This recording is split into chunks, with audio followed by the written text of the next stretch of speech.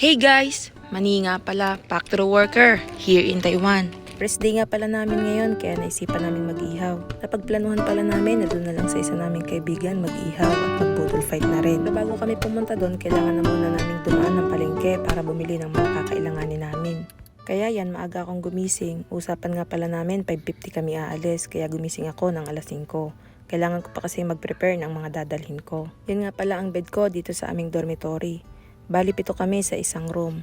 Ako nga po pala ay 1 taon at 3 buwan nang nagtatrabaho bilang factory worker dito sa Taiwan. Alam niyo ba guys, sa lampas 1 taon na yun, marami na ako naging kaibigan.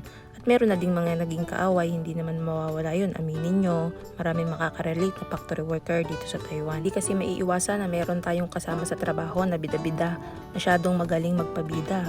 Yung dinaig pa si Jollibee. Kung umasta, kala mo naman pamamanahan sila ng company. Kakalungkot mang isipin, na kapwa Pilipina mo pa yung maninira sa'yo dito. Pero okay lang yun. Saan man tayo ng ibang tao, diyan naman yung mga taong totoong nakakakilala sa atin kung ano talaga tayo. Ang mahalaga, wala kang tinatapakang ibang tao. Kapala guys, sinutupi ko lang yung aking ginamit na kumot at maglilinis na rin ako ng katawan ko para makapagpalit na rin ako at paniguradong inaantay na ako ng aking mga kasama. Kaya tinali ko lang ang aking buhok dyan at pupunta na rin ako sa CR. Kukunin ko lang yung aking sabunan para makapag-toothbrush na rin ako at makapaghilamos. Kasi nga muna ako maliligo dyan guys, magdadala na lang ako ng bilisan. Doon na lang ako makikiligo sa apartment ng aking kaibigan. Kasi mag-iihaw kami mamaya, panigurado mag-aamoy usok na naman ako. Mag-toothbrush at maghihilamos nga lang pala ako guys, balikan ko kayo. Ayun na nga guys, kakatapos ko lang mag-toothbrush at maghilamos. Nakapagpalit na rin ako ng damit. Magsusuklay lang ako dyan at magtatali ng buhok para makalis na rin. Magbabaon nga pala ako ng jacket ngayon kasi sobrang lamig sa labas. Winter na nga kasi dito sa Taiwan. Dahan-dahan nga lang pala ako ng kilos dyan guys kasi tulog pa yung mga ka-roommate ko. Masyado pa kasing maaga niyan at rest day din namin ngayon kaya tanghali na sila magigising. Kaya ako naman ito dahan-dahan sa kilos para hindi ko sila maabala ng pagtulog. Aminin nyo guys, kahit kayo naiinis kapag may maingay na agad sa room nyo tapos natutulog pa kayo. Lalo na kung rest day, diba? Dapat tahimik lang. Alis na din nga pala ako niyan guys kasi nagchat na yung kasama ko si Ate Lori. Dadaan na daw yung bus kaya ayan, nagmamadali na ako. Papatayin ko lang yung ilaw ko at saka yung aking extension para safe. Ayan na nga guys, yung mga kasama ko, tumatakbo na nga pala kami niyan kasi dadaan na daw yung bus 5 minutes na lang. Kaya ayan, takbo-takbo na. Nasa 4th floor nga pala ang aming room, kaya ayan, nagmamadali kami bumaba. Yun nga pala ang mga kasama ko, si Ate Lori yung naka-yellow, si MJ yung naka-gray, at si Ate Maylin naman yung naka-white na jacket. Ayan, lumabas na nga kami ng aming dormitory. Medyo madilim pa nga yan guys kasi 5:50 pa lang yan ng umaga. May dala nga pala si Ate Loring bag kasi dyan nakalagay yung Tupperware namin pagbababada ng liempo. Yan nga pala yung dormitory namin guys. Ang dormitory nga pala namin guys ay nasa loob ng company compound. Kaya bago ka lumabas at pumasok ng company or ng dormitory, kailangan mo munang mag-face recognition dito sa my guard.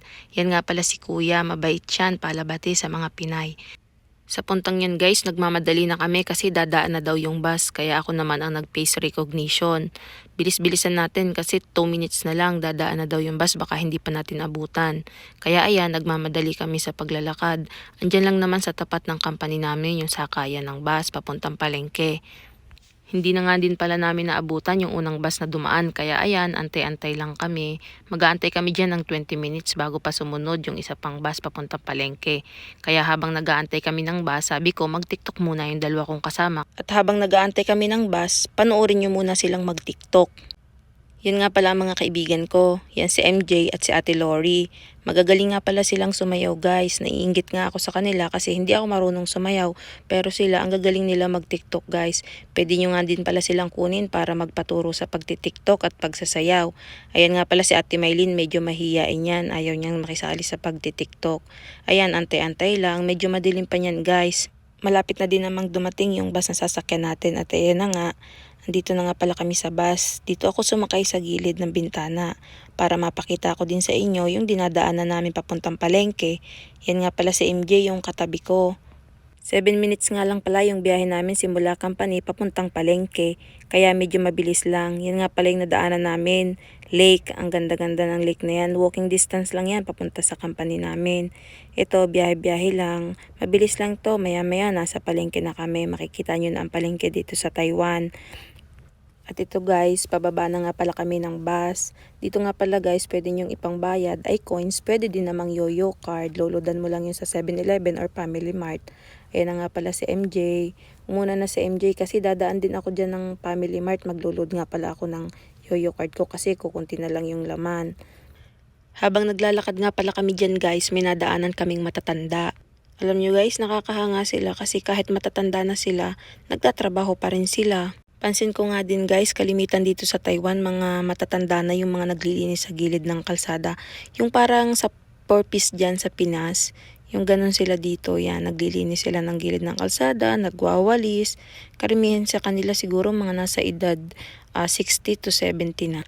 Napansin ko din dito sa Taiwan guys, kalimitan sa mga nagpapalengke, mga matatanda na rin yung mga kasalubong mo dyan sa palengke. Halos mga senior citizen na rin, meron pa nga guys one time. May naka-wheelchair, yung electric wheelchair. Yun, nagpapalengke siya mag-isa, nakasakay siya doon sa wheelchair, kaya nakakahanga talaga yung mga matatandang Taiwanese dito. At andito na nga din pala kami sa palengke guys. Ang balak nga pala namin bilhin dyan guys ay bangus, tilapia. Bibili rin kami guys ng liempo, pati ng atay ng baboy at ng manok na din. Kasi request ng kaibigan namin mag-inasal daw kami. Ayan, tamang lakad-lakad lang kami. Meron nga pala kaming binibilhan dito ng karning baboy. So kinanya ang mga Pilipina dito. Yan, may mga tagtitinda dyan ng mga baboy, longganisa, meron ding mga isda, gulay, yan, repolyo, itlog. Mura nga pala dito guys ang bilihin. Ayan na, may mga dadaanan ka din dyan mga gulayan, may ampalaya, may talong, may sibuyas, sili. Yan nga pala yung tindahan na sinasabi ko, nasuki niya na ang mga Pinay. Yan si Cheche, mabait yan sa mga Pinay palabate. Magaling na rin siya mag-English, binati ko pa nga siya dyan ng good morning. Kaya yan, tingin-tingin lang kami, binati niya din kami ng good morning. Yan si Cheche, mabait yan. Kilala ng mga Pinay dito yan na bumibili ng karne. At bumili na kami ng liempo dyan kay Cheche. Kaya ito, tamang lakad-lakad lang. Habang naglalakad kami dyan, nadaanan namin itong ukayan. May napili ang Ate Maylin na bag, 100 lang yan guys. Kaya binili niya na. Ito yung ukay-ukayan na pinupuntahan ko dito sa palengke. Mura lang dito guys ang ukay-ukay. Kung hindi ka naman maselan, pwede ka bumili sa ukay diyan. May mga sapatos, bag. Ang gaganda ng bag nila dyan guys, mura pa. Sabi ko nga dito sa aking kaibigan na ito, bagay sa kaysa-isa dun sa anak niya yung bag na nakuha ng Ate Maylin. Kaso nabili na ng Ate Maylin, kaya kay Ate Maylin na lang yun. Tinawag ko na nga lang din sila dyan kasi sabi ko, tara na, kailangan na natin pumunta kasi mag-iihaw pa tayo. Ang tagal nila, kaya ayan, tingin-tingin muna ako dyan, igala ko muna kayo sa bilihan ng isda. Ito nga pala yung palengke dito. Pauwi na nga pala kami yan guys, pero dadaan muna ako doon sa apartment ng isa kong kaibigan na si Banggi kasi imamarinate namin doon yung nabili naming karne para pagdating doon sa pag-iihawan namin, masarap na siya at babad na babad na. Uuna na nga pala silang tatlo papunta doon sa pag-iihawan namin. At ayan na nga guys, ang bilis. Binabad nga lang namin yan sa oyster, sa tuyo, tapos sa kalamansi, nilagyan na rin namin ng bawang paminta. Hiniwa pa nga niya yan kasi medyo makapal yung pagkakahiwa ni Cheche doon sa liempo.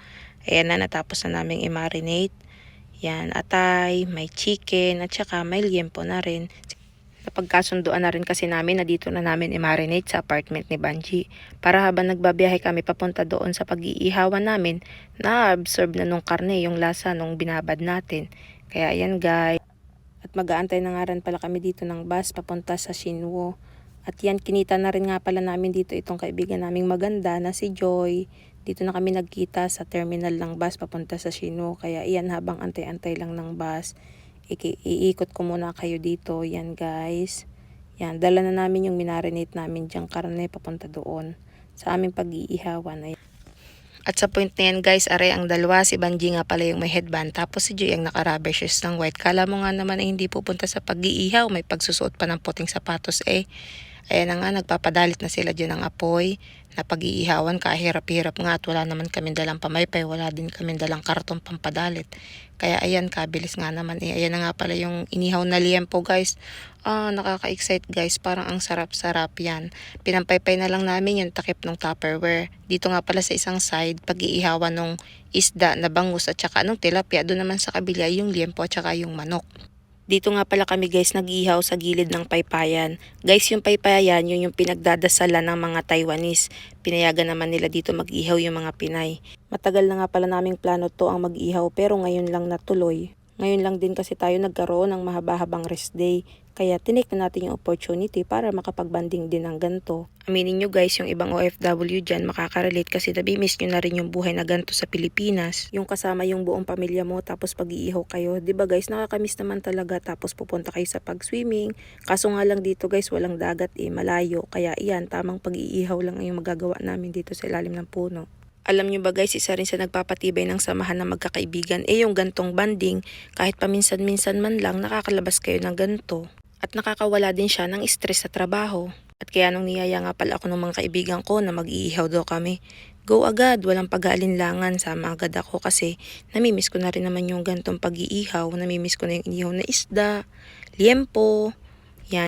At dyan nga pala guys, tawang-tawa yung aking kaibigan na si MJ kasi yung binalot niyang tilapia nakalabas ang muso, kulang na lang daw iyong hahalik. At habang kami naman dito ni Bangge, tamang ihaw-ihaw lang, baliktad-baliktad ang nasusunog ng liempo. Siya nga pala guys, yan nga pala si Banji, taga Pangasinan yan. Isa nga pala siya sa pinakamabait na katrabaho ko sa linya. Isa rin siya sa pinakamaganda, syempre. Nagpapasalamat na nga lang din ako kasi naging kaibigan ko sila at na-experience ko yung mga gantong bagay dito sa Taiwan. Alam nyo din ba guys, sa pag-abroad dapat magaling kang makisama. At dahil kapag hindi ka marunong makisama, wala kang magiging kaibigan katulad nila. Natutuwa nga rin ako guys kasi may i-share ko na sa inyo yung buhay ko dito sa Taiwan kasama yung mga kaibigan ko. Kaya guys, abangan nyo yung mga susunod pa namin video kasama yung mga kaibigan ko. Kasi simula ngayon, makakapture ko na yung mga moment na yon. Habang ini-edit ko nga pala yung video na yan guys, nagugutom na naman ako. Namimiss ko na uli yung inihaw na liempo. 1 week ago na kasi yan simula nung nag-ihaw kami. Ngayon ko lang talaga na-edit at ngayon lang ako nagkaroon ng time. Sa point nga na yan guys, mukhang paluto naman na yung inihaw na liempo natin. Medyo nasunog na nga yung iba dyan kasi lumakas yung apoy. Lumalagablab kasi yung dalit niya kasi nga natutuluan ng mantika. Ayan nga pala guys, si Ate Lori. Isa yan sa pinakamaganda kong kaibigan dito. At yan din si Ate Maylin. Single yan, imay nyo na. Yan nga pala yung inihaw naming bangus. Bali dalawa yan. Meron din kaming 2 tilapia na iihawin pa. Medyo gutom na nga rin ako niyan kaya tinatanong ko sila kung luto na ba yan. Mag-aalauna na rin kasi niyan guys at wala pa kaming almusal kaya nagugutom na kaming lahat. At yan nga pala ang kababayan ko na si Joy.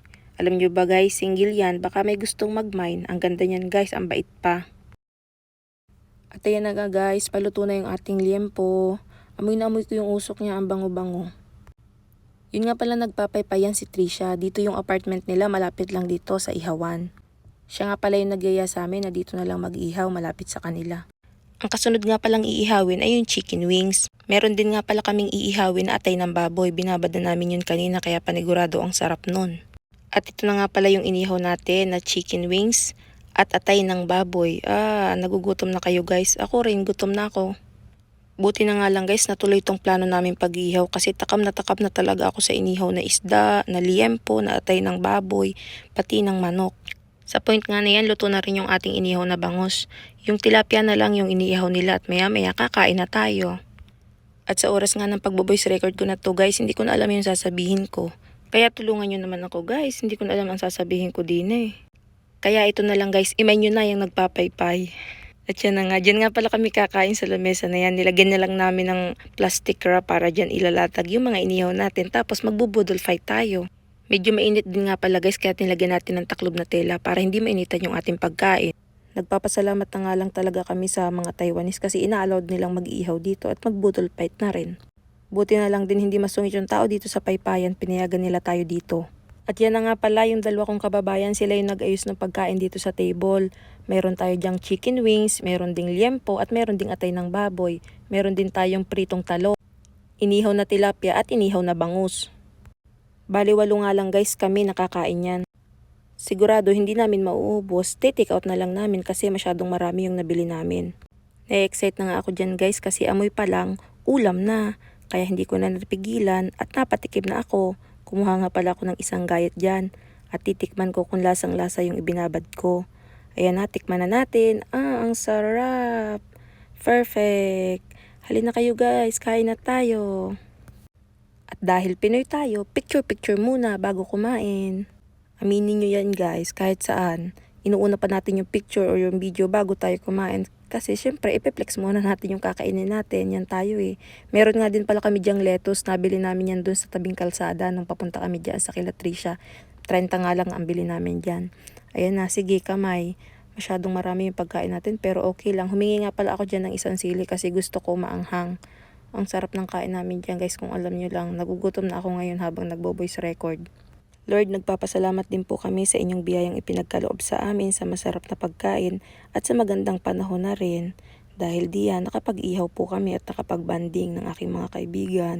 Thank you po, Lord.